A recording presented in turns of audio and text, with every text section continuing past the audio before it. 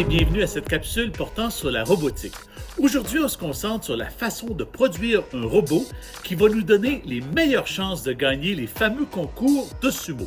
Si vous n'avez jamais participé à un concours de sumo, sachez que dans un concours de sumo, on a deux robots qui s'affrontent. L'objectif est d'avoir le robot qui va sortir notre ennemi de l'arène en le poussant à l'extérieur. Donc, on va se concentrer aujourd'hui sur les robots de Lego, mais sachez que les mêmes principes que je vous présente s'appliquent à d'autres types de robots aussi. Donc, j'ai ici un robot fait de Lego qui nous vient de la plateforme Mindstorms EV3. Ce robot-ci ne serait pas un très bon robot pour une compétition de robotique en termes de sumo, pour différentes raisons. Donc, voici certaines des choses qu'il faut garder en tête pour bien réussir. Premièrement, notre robot doit avoir un centre de gravité quand même assez bas. Donc, si vous regardez sur cet exemple ici, on a un robot dont le centre de gravité est très bas. Ça le rend beaucoup plus difficile à renverser. Si vous prenez un robot comme celui-ci, vous voyez que c'est très facile, étant donné que le centre de gravité, la base, elle est située quand même assez haut, comme la brique ici. C'est quand même très facile de le faire renverser. Et ça, c'est une des choses dans un concours de robotique, lorsqu'on fait des combats de sumo, on veut éviter de se faire renverser par notre ennemi. Donc ça, c'est une des premières choses à garder en tête. Donc, un robot comme celui-ci, par exemple, a un centre de gravité beaucoup plus bas. Et ça, c'est fait avec la plateforme Spike Prime. Mais sachez que vous pourriez utiliser n'importe quelle plateforme. Mais dans ce cas-ci, le centre de gravité est plus bas et on pourrait même le mettre encore plus bas pour avoir un meilleur robot. Maintenant, une autre chose qu'on veut aussi, c'est s'assurer d'avoir beaucoup de surface qui touche le sol, donc qui touche la table, donc beaucoup de caoutchouc. C'est pour ça que je vous recommande des roues qui sont beaucoup plus larges et peut-être en avoir plusieurs de ces roues-là pour assurer une bonne traction avec le sol. Des petites roues minces comme ci ne nous donneront pas nécessairement une bonne traction avec le sol.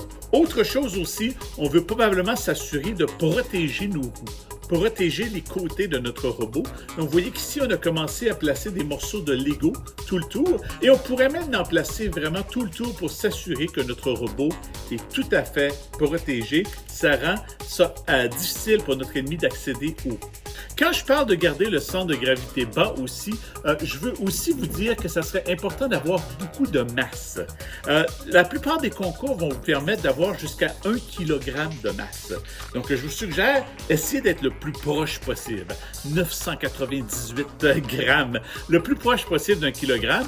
Vous pouvez utiliser dans les Lego ces petites roues-là ici, qui ont quand même là, une certaine masse et vous pouvez en placer plusieurs. Vous n'êtes pas obligé d'en placer une seule.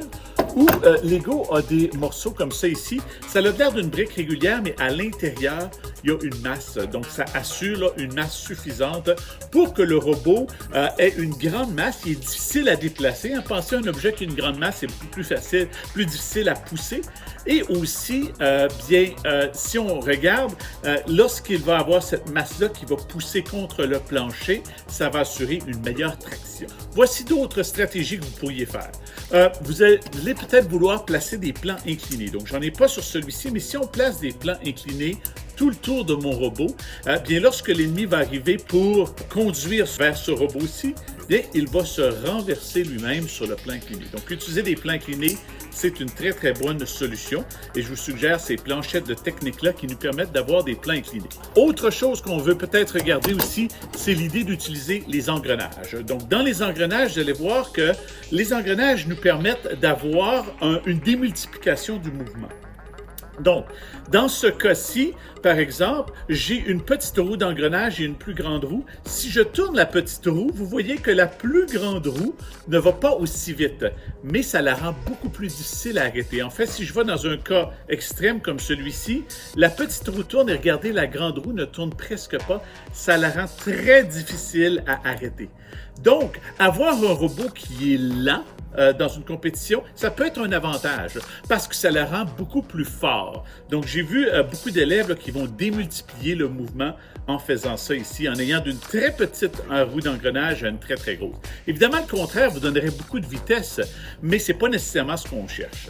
Si vous regardez ici, par contre, c'est possible de se créer une transmission. Donc, lorsqu'on est à la recherche de notre ennemi, on va utiliser beaucoup de vitesse et lorsqu'on a trouvé l'ennemi, par exemple, lorsqu'on a détecté notre ennemi avec un capteur ici de force, hein, on a détecté la présence de l'ennemi, là on pourrait changer notre transmission pour avoir une démultiplication du mouvement et aller beaucoup plus lent. Maintenant, au niveau des capteurs, ce que je vous suggère, c'est de vous placer plusieurs capteurs. Hein? Donc, des capteurs ici de couleur sont toujours très, très utiles pour vous permettre de détecter la présence du tapis. La plupart des tapis vont avoir du noir sur blanc. Vous pouvez même en mettre à l'avant et à l'arrière pour bien vérifier tous les côtés. Un autre capteur qui va vous être très utile aussi, c'est le capteur à ultrasons ici. Ça fonctionne un peu comme une chauve-souris, ça envoie des ultrasons, ça revient et ça nous permet de calculer la distance. Donc, on peut en placer un à l'avant, un à l'arrière, un sur les côtés pour détecter où se retrouve notre ennemi. Maintenant, faites attention, on veut s'assurer qu'on ne regarde pas trop loin parce qu'on ne veut pas détecter les spectateurs non plus. Donc, c'était mes petits trucs pour réussir un bon concours de robotique et un bon robot sumo. Bonne chance!